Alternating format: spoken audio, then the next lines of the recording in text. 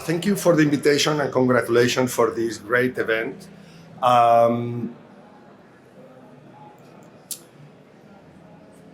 we are starting to work in Africa, and according to UN Habitat, more than 1 billion new people will be urbanized in Africa by 2050. So this means that this is equivalent to build 5 Lisbons every month in the next 30 years. So it is a process of urbanization even bigger than what happened in China in the last years. And the process, in fact, has already started in cities like New Cairo. And then what we see is that we are still applying the principles of the industrial city that we built in the 20th century, where cities that emit CO2, where we bring food with containers, that we produce energy somewhere, we use concrete for our buildings, and so on. But the magical things about mostly the lower part of Africa, the rainforest, is that are countries that are almost a forest. Gabon is 95% forest, and we were requested to develop a plan for a new development near Libreville, that is the capital. What's happening in many African cities is that they are developed using the linear city model, using the roads. There is not a planning process of urbanization, although it's done by someone like Chinese and so on. And the other dramatical thing is, although they have a huge amount of resources of timber, they are using concrete.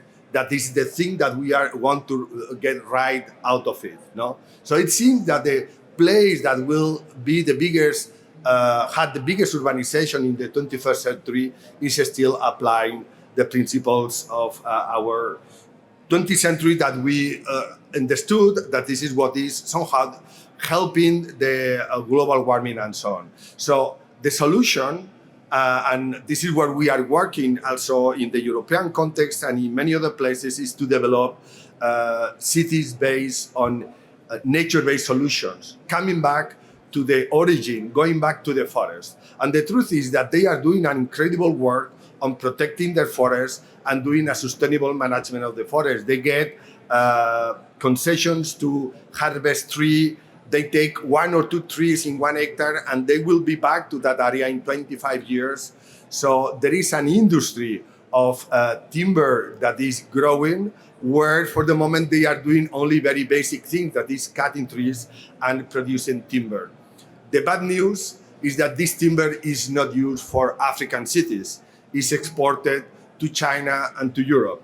And then our idea was, and this is what we are discussing with the government, how we can apply their own resources that they are rich in order to produce a new role model to build a new African cities and to inspire the world. So, and then it came with the idea of the circular bioeconomy, the idea that the architects, we should not be only focused on the design of the form, the design of the building, but to understand and to promote the full cycle of the extraction of the material from the nature, its industrial transformation, the parametric design using new technologies, and then to build a new generation of buildings. But what about cities? Then the cities, we imagine that we could create a new generation in cities that instead to emit CO2, they absorb CO2. Cities that produce food locally, that produce their own energy. So somehow cities, they follow the rules of the nature, what we call the biocities or the forest city. From that point of view, another important thing is what is the basic structure from the city. As you may know, I was chief architect of Barcelona. For 4 years in Barcelona, the word urbanization was coined, and urbanization was a process where we were implanting a grid on top of the nature. But if you see what is the nature has some of the kind of geometries, are the fractal geometries where there is not a center, where there is a self-similarity in the form. And that's why we were analyzing how we could apply the principles of the linear cities, that is an idea developed in the 19th century by Arturo Soria in Madrid, and then to develop a new form of cities where we were using the African principle of the linear city, where we were also creating different neighborhoods, where we were also letting the nature to connect the different parts. And also a way to build cities that could grow also in a fractal way, where there will be not a clear limit, but there will be a clear rule of how to grow the cities. So the solution is this simple diagram that is the base for our project. The idea of creating a linear city that is connecting like different neighborhoods. Today we are talking about these 15-minute cities. So that means the idea that we have mostly a linear city with public transportation, and then the rest is mostly pedestrian. So in our idea, you see, we create these neighborhoods that are mixed use, that they have different grains, where also are interacting between each other, but they are also interacting with the nature. And then what we do is we make cities that don't grow against the nature, but cities that grow with the nature. And we are talking to a place that basically the whole country, the whole continent is nature, and it's still a kind of virgin nature that are in the risk to fall in the same problems that we have created in the rest of the world. So the way we propose to build these neighborhoods are using obviously timber as material, but timber that is harvested from the region, and timber that is, let's say, manipulated and transformed there. A city that is building itself, a city that producing their own energy using solar panels, in this case, because we are near the equator, will be almost flat. A city that is also organized with a mixed use, a place where the city can work and can live. And then the idea that in the Africa cities, they are using also new technologies, also for the mobility and for the, I would say, new technologies like the distributed model to produce local energy, and promoting low mobility is a great role model in order not to destroy the whole continent, creating great infrastructures, in order to imagine, as we are doing in Europe, to try to save our cities, reintroducing the nature. The nature is already there. And then in this neighborhood, as you see, we introduce the markets as a central place, a market that defines also the core of many cities around the world. And this is the place that in Africa right now is the meeting place, a market that is represented with this big pergola, a place where also, as I say, we use drones in order to develop some special deliveries, especially in a territory that is very wide. A city that is also, as you see, connected with the forest, where the material that is coming from the forest will be manipulated in a biofactory, where we produce some of the material that will be used for the city.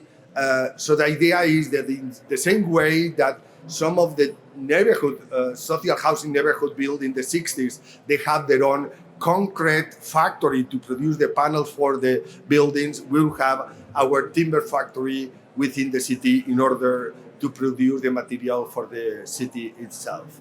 And obviously buildings that generate their own energy in a walkable city, etc.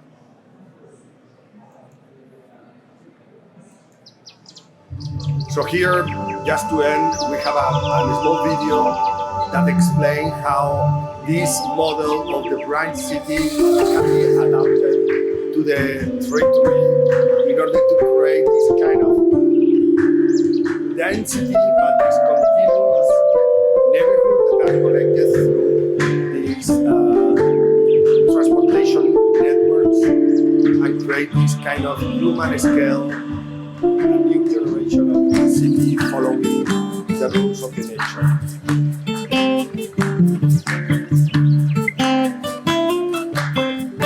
This is the biofactory that will be one of the corners of the city where they will be manipulating. So I would say that in this way you can empower the local economy, because they are building the support of experts from wherever is needed. But the idea is that they build the city themselves with the local resources, and with that knowledge also they can inspire other places of the world where we are trying to do similar transformations.